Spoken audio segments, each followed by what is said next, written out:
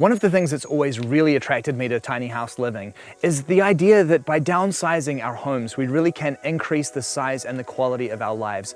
And that is exactly what's happened here in Wellington, where one woman's decision to move into a tiny house really has made space for some big life changes.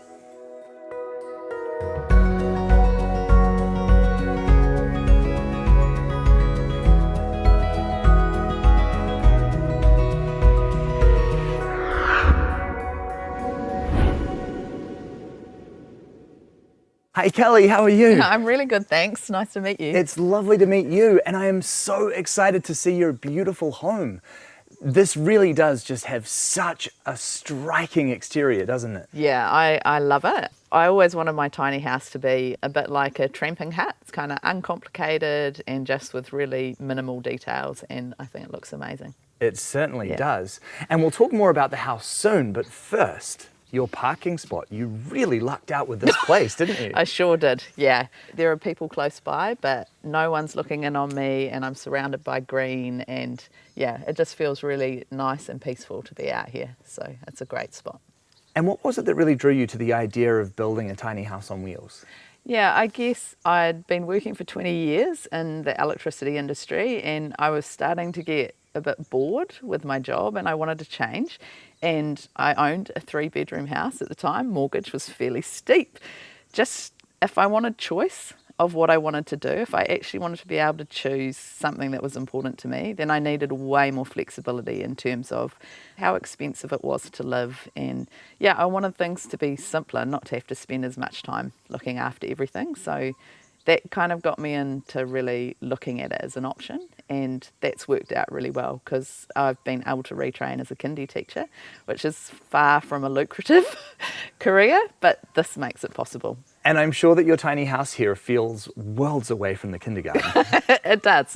So kindy is loud and exciting and funny, and when I come here, I recharge. And this tiny house is completely off the grid, isn't it? Yeah, so I have a water connection to a water tank, but electricity, I've got solar and gas. So completely off grid for electricity. That definitely makes it a lot easier when it comes to finding a parking spot, doesn't it? Yeah, it sure does. I can plug in if I need to, but one of the things I wanted to have was just the flexibility of being able to move if I needed to. And so I've gone as off grid as I can. And so tell me about the design of the exterior of the home.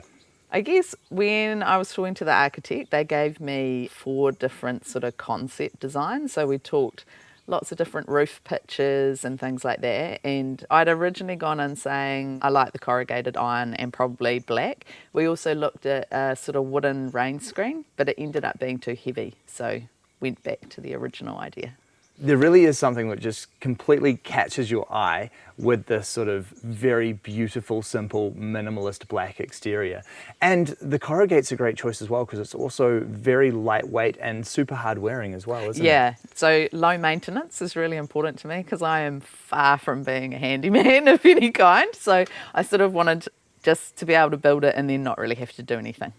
And what size is the tiny house? It's 7.2 by 2.4. Pretty standard, I think.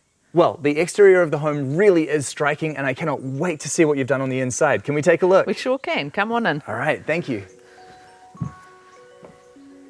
Oh, this is lovely. It really is the dictionary definition of minimalist in here, isn't it? It really is. Do you actually live in here? I do. I just want to be able to live in the space without any visual clutter. And I love the plywood, so it's nice just to be able to look at that. And I guess I've focused on having heaps of storage, so everything has a place to go away, and I get home, I put stuff away, and then I can just enjoy the simple space. That is such a great way of doing things, because you're right, in here there is absolutely no clutter whatsoever. But what you do have is all of these windows just giving you such expansive views into the outdoors. Yeah, I spend way more time than I'd like to admit just looking out the window. So it's just nice to slow down and actually watch the world go by. And then right here we have this super cozy looking sitting nook, and again the window just giving you that wonderful connection to the outdoors. Yeah, so this is where I spend the bulk of my life. So I love to read, and it's got the great views all around. It's a really comfortable spot just for relaxing. And all around this nook, I see you've built in storage space. Yeah, so clothes and shoes kind of around here, and the storage up here is almost empty, so I might have slightly overdone the storage, but it's great to have a bit of additional space. Underneath the couch as well, there's space for I have the sawdust for my toilet and spare duvets and different things in there. And then over here, we've got your kitchen. And again, you've gone for this really nice minimalist look with the stainless steel countertop and the plywood. Yeah, I love to cook, so the kitchen's really important to me, and I wanted a really long run of bench space just so that I had heaps of room and I didn't feel cramped or crowded. I cook to relax, so it's nice just to have the space to really spread out and enjoy it. And I wanted a proper oven. I know quite a few tiny houses don't have one, but there's heaps that I do that I want to use an oven for, and I love my sink. It's massive. Having a big sink in a tiny house kitchen really is almost essential, isn't it? It Because is. you need to have that space where you can just put things away and still properly wash your dishes Yeah. and everything. It's something that I've said to other people who are thinking about building tiny houses is don't skimp on the sink. You need it. I completely agree. And one of the things that I also notice as we sort of move into the kitchen space is that the pitch of the roof really allows this home to feel very open, doesn't it? As you sort of move into the house, it all expands out in front of you. Yeah, I really wanted that feeling of space. So the other thing that I love here is that I've got a full width of the floor for a section of the house, that it's not built out, that there's nothing over here. And I think that creates, along with the roof pitch, just a feeling of space. And then is that your bathroom down the end there? It is. Can we take a look? Sure. This is lovely. And again, having that similar kind of joinery in here just pulls you in and ties everything beautifully together, doesn't it? Yeah, it's minimalist again, and I didn't want it to be a complicated space. So in the bathroom as well, everything has a place that it goes away so that when other people are here, it's just a simple space that's easy to use. And you've got a great size shower in here. Yeah, I was actually surprised at how big it was when I saw it for the first time. And I see you're using the Bambaloo composting toilet. Yeah, it's been fantastic. It's a really, really simple system. It's not hard to look after, and anyone can use it. And then it's quite lovely as well how you've got the basin and then a good sized mirror above it. Yeah, and the mirror actually works out really well. I often have the bathroom door open and it actually reflects back from the window at the other end. So you have a sense that there's actually more green around you than, it's not real, but... Lovely. And then over here as well, you've created so much additional storage in your kitchen space and your stair space. Yeah, I think that's one of the advantages of having stairs, and I really wanted stairs, is that you gain so much storage under the stairs. So at this end is food, mostly. So I've got a simple pull-out pantry. This space here is actually designed for a washing machine, but I don't have a washing machine. So I have the advantage of having lots of family in Wellington. So I stay at my mum's once a week and I do my washing while I'm at her place. And I just wasn't convinced that I had enough power to run a washing machine off grid. So it's a simple solution to sort of dealing with that. And then upstairs here, we've got your sleeping loft. Can we take a look up there? We sure can. Alrighty, after you. The stairs, they're actually incredibly comfortable to use, aren't they? They are. I really didn't want to go for a ladder. I just think they're hard to use, and yeah, these stairs, they're pretty easy. Even without a handrail, I don't find it difficult coming up and down. And it's really nice that you've got this mezzanine section beside the bed as well. Yeah, I saw this idea online for a tiny house, and I just thought so much better to have a place that you can stand next to the bed rather than always being on your hands and knees while you're trying to make the bed. And the bed itself just looks so cozy. You've got these two windows either side, which are really nice for views and airflow. And then that skylight, that is pretty nice, isn't it? It's great. I didn't want a loft that felt closed in, and so the skylight was a must for me. And I've gone for one that doesn't open to kind of avoid leaks and things. I don't think having a wet bed would be a particularly good thing. And then the small windows for airflow work really well, and it's across my feet rather than my head, which is nice. So how long have you been living in the tiny house now? I've been here for 8 months, Right. and it's really interesting to kind of experience a space over different times of year. It's quite different in winter than it is in summer, and so I'm still really enjoying just finding out what it's like here, where the sun tracks and where the sunsets are. Yeah.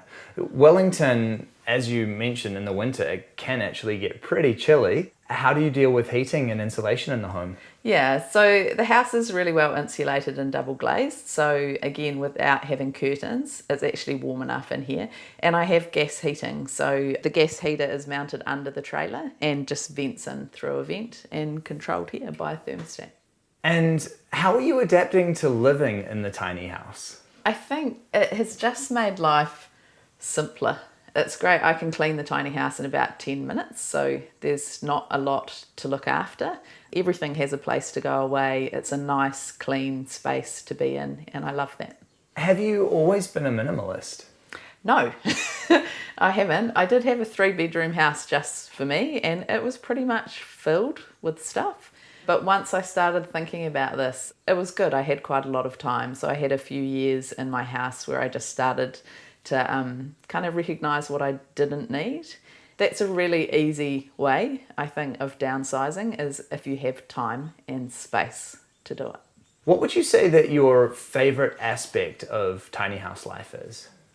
I think my favourite thing is that you can live in a beautiful space, but you can afford it because it's not so big. If I lived in a larger house, then I couldn't have something that was this nice. And because this is smaller, it's affordable and I can actually have what I want. Speaking to that affordability, what was the cost of building this home? It was about $150,000. The solar is reasonably expensive. And I think compared to the average cost of a house in Wellington, that's about a quarter of what it would cost to buy a house. And then when you factor in the high quality of all of the finishings in here, that cost really quickly makes sense, doesn't it? Yeah, it does. And I think the other part of it is the ongoing costs of living here, which are incredibly low. Even in the middle of winter, I probably spend $10 or $11 a week on gas. And that's really, other than some land lease cost, that's all I pay for while I'm here. Everything else is essentially free. So a big part of making the decision to move into the tiny house for you was about downsizing, was about getting rid of some of those overheads so that you could do more of what you want in life. And is that working for you? It is. A lot of being here is about flexibility, and it's about having the option to make choices in the future. So at the moment I work 4 days a week. There's the potential in the future that I might only work 2 or 3 days a week because that is doable, and then I can put my time into other things that I want to do. And I don't have any Wi-Fi and I have pretty limited phone reception. So when I'm here, it's just a space for being quiet by myself, really. For me, this space means rest and relaxation. It's just about being quiet and still and not having things crowding in on me. And it's a beautiful space to be, and I love that that's part of my life now. Kelly, I am so impressed with this home. I think everywhere I look in here, I see something really beautiful. You have done such a great job with the design, and I wish you all the best for your future. Thank you so much for sharing it with me. Thanks for coming.